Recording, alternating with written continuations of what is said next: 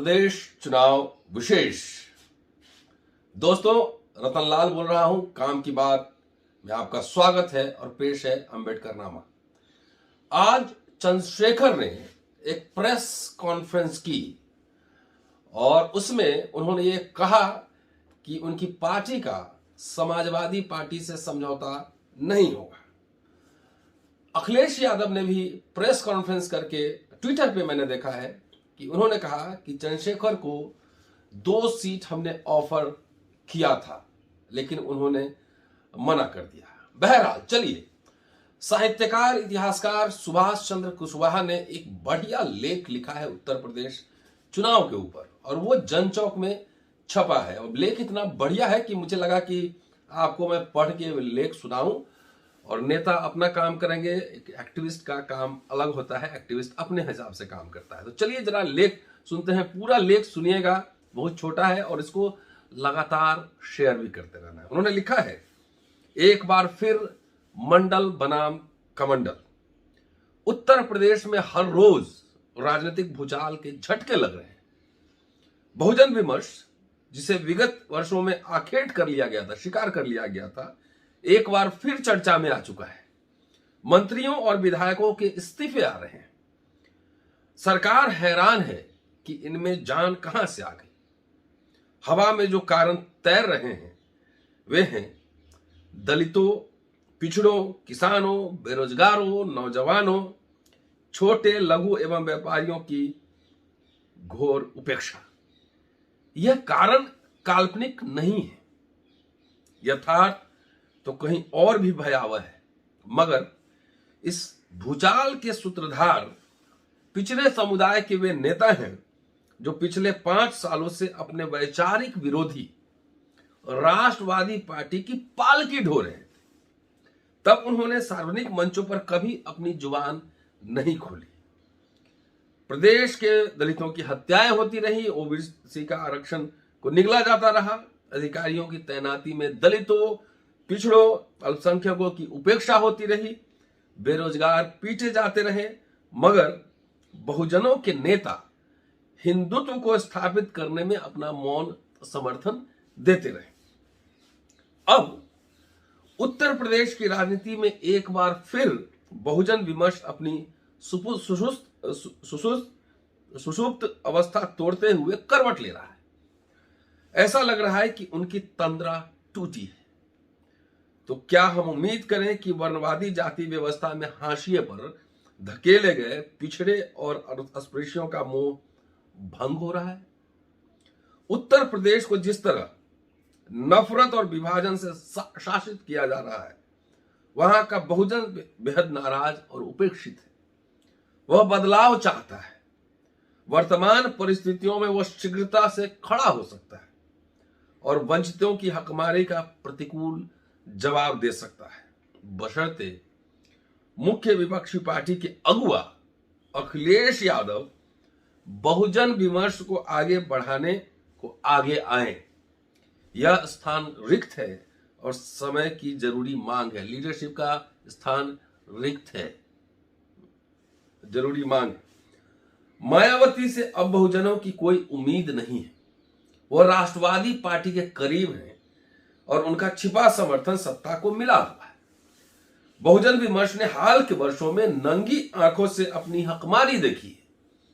बहुजन युवाओं का अपमान देखा है, हाथरस और उन्नाव देखा है, आजमगढ़ का उत्पीड़न देखा है, अनारक्षित और आर्थिक रूप से कमजोर तबके ईडब्ल्यूएस की सीटों को सवर्ण आरक्षण के रूप में बदलते देखा है। उन्होंने अपने लिए 50% का आरक्षण का बैरियर देखा है, मगर सवर्णों के लिए उसे टूटते बिखरते देखा है। उसने ओबीसी और दलितों को शिक्षण संस्थाओं, पीएचडी पद और पुरस्कारों से वंचित किए जाते देखा है। प्रमोशन में आरक्षण को खत्म होते देखा है तो सामान्य सीटों से आरक्षित वर्ग को बाहर होते देखा है। इनसे बेहतर अंक पाकर भी नॉट फाउंड सुटेबल एनएफएस देखा है। अपने स्वाभिमान को कुचलते देखा है और वर्णवादियों का अट्टहास सुना है। अब बहुजन किसी की छड़ी से हाके जाने को तैयार नहीं है। आगे लिखते हैं कुशवाहा साहब, कभी प्रदेश में काशीराम जी ने बहुजन विमर्श की शुरुआत की थी। मंडल बनाम कमंडल आंदोलन ने बहुजन युवाओं को लड़ने की ऊर्जा दी, मगर बहुजन समाज पार्टी और समाजवादी पार्टी में घुस आए वर्णवादियों ने दोनों का वैचारिक पतन किया। दोनों नाम भर के बहुजन या समाजवादी रह गए। एक स्वर्णिम अवसर खत्म हो गया। याद कीजिए वह नारा, हाथी चले किनारे साइकिल चले इशारे। वह मिलन भंग होने से कॉर्पोरेट से लेकर सामंतों को राहत मिली।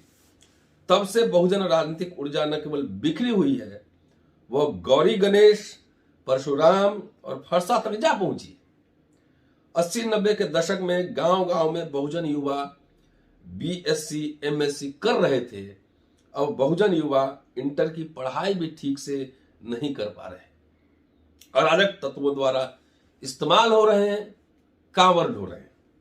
इसलिए अगर बहुजन हकमारी की लड़ाई अखिलेश जी खुलकर नहीं लड़ेंगे तो भले ही 2022 का चुनाव जीत लें, आगे रास्ता अवरुद्ध ही रहेगा। नया नेतृत्व जगह बनाएगा। जातिवाद नंगा हो चुका है और बहुजन विमर्श खदबदा रहा है। वह उठेगा, भले ही उसका नेतृत्व किसी और के हाथ में हो। दलितों और ओबीसी के बीच से नया नेतृत्व उभरेगा। जुल्म की इंतहा नेतृत्व पैदा करती है, यही मार्क्सवादी सिद्धांत है। यही ज्योतिबा फुले और डॉक्टर अंबेडकर जी के संघर्षों से सिद्ध हुआ है। किसी ने सोचा था कि इन चुनाव घोषित होने के बाद स्वामी प्रसाद मौर्य सहित तमाम मंत्री विधायक बहुजन हितों की अनदेखी का राग अलापेंगे। सीजन है, इलेक्शन सीजन है, यह समय की मांग है। वह ऐसा नहीं करते तो खुद खत्म हो रहे थे। नेता जो भाग के जा रहे हैं उसके बारे में लिख रहे हैं। वे अपने को जीवित कर रहे हैं। संभव है कि मौर्य ही बहुजन ऊर्जा को उद्वेलित करने में कामयाब हो जाए। उनमें काबिलियत तो है, उनका निर्माण भी उसी वैचारिकी में हुआ है। आज उत्तर प्रदेश में भले ही भाजपा बनाम सपा की टकराई दिखाई दे रहा है, मगर जल्द यह भाजपा बनाम बहुजन टकराव में बदलने की संभावना है। हाँ, इस संभावित टकराव में सपा और बहुजन समाज पार्टी की जगह नई शक्तियां ले सकती हैं। तो साथियों, जो काम आप लोग कर रहे थे, सोशल मीडिया पे 5-7 साल से हो रहा था, नेता लोग नहीं बोल रहे थे, उस समय चुप्पी मारे हुए थे, वो काम सोशल मीडिया के प्लेटफॉर्म से सोशल एक्टिविस्ट इंटेलेक्चुअल कर रहे थे। लगातार बहुजनों की हकमारी पर लगातार आवाज बुलंद कर रहे थे।